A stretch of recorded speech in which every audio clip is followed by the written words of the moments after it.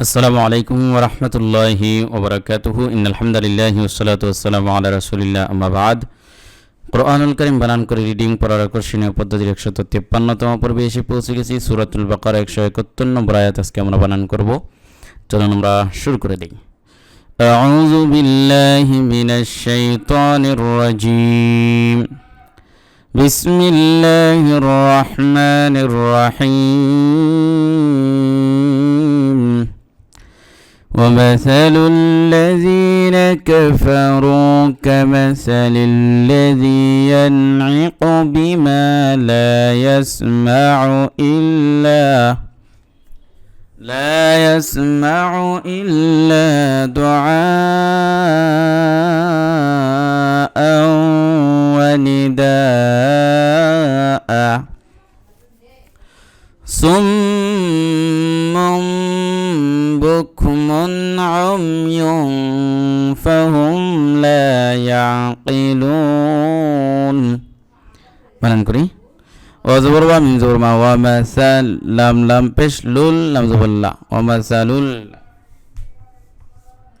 যালিয়াদের জি নুন জবর না ওয়া মাসালুল লাযিনা জেরের বাম পাশে জজম ওয়ালা ইয়া মুদার হরফ কালিফটান ওয়া মাসালুল লাযিনা কাফ জবর কাফ ফা জবর ফা কাফারা পেশ রু কাফারু পেশের বাম পাশে জজম ওয়ালা ওয়া মুদার হরফ কালিফটান ومثل الذين كفروا كمثل الذي যালিয়াদের জি জেরের বাম পাশে জজম ওয়ালা এখানে জি না এখানে জি এখানে বিষয়টা সমান হয়। ইয়ানঈকু ইয়া নুন জবর ইয়ান আইন জের আইন কাফ পেশ কু ইয়ানঈকু নুন সাকিনের পরে আইন আসছে ইজহার হয়েছে স্পষ্ট করে গুণাসারা করতে হবে। ইয়ানঈকু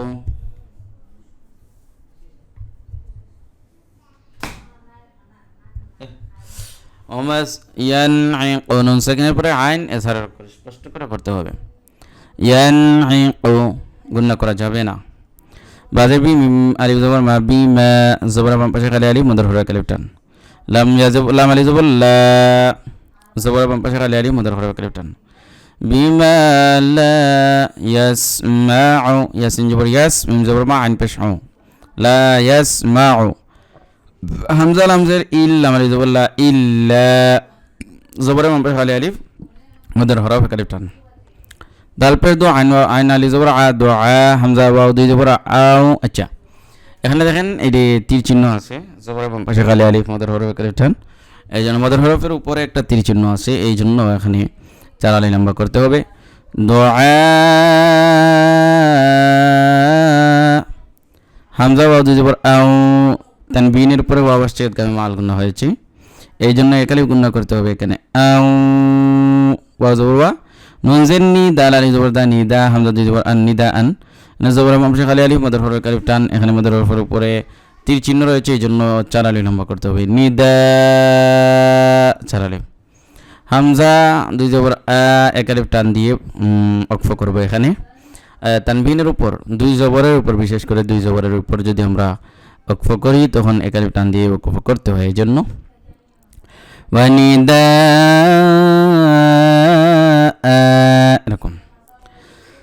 সদ মিম পেশ সুম নুনে মিমে তাসদিদ গুণা করা ওয়াজিব কালিফ মিম দুই পেশ মুম তানবিনের পরে বা আসছে কলব হয়েছে এই জন্য দেখেন ছোট্ট একটা মিম দেওয়া আছে উপরে এই তানবিনের জায়গায় এই মিমটা উচ্চারণ হবে মানে তানবিনটা উচ্চারণ হবে না এখানে নুন হওয়ার জায়গায় মিম হবে। যেমন সোম মন না হয়ে মন বুক মন না হয়ে মম মম বুক মন এরকম একারে গুণা সহকারে।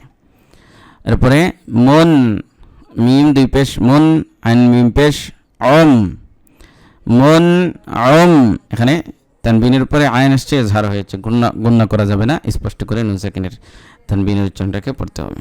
এই তানবিন মানে নুন সাকিন এরকম হয় আর কি। অতএব বুকুমুন আম ইয়া দুই পেশ ইয়ুম ফা জবর ফা হামিম পেশ হুম ফাহুম তানবিনের পরে এখানে কি আসছে ফা আসছে তানবিনের পরে কি ফা তো ফা হলো ইখফার অক্ষর নুন সাকিনা তোবা তানবিনের পরে ইখফার কোনো একটা অক্ষর আসলে ইখফা হয় এই জায়গায় ফ হয়েছে, অতএব এই যে দুই পেশ রয়েছে এটা তানভিন, এটা উচ্চারণকে আমি নাকের ভিতরে নিয়ে 19 কারের মতো করে গুণনা করবো এক আলিফ। ফাহুম লা ইয়াকিলুন। ومثل الذين كفروا كمثل الذي ينعق بما لا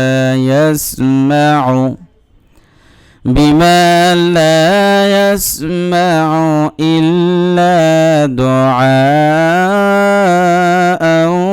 ونداء صم بكم عمي فهم لا يعقلون।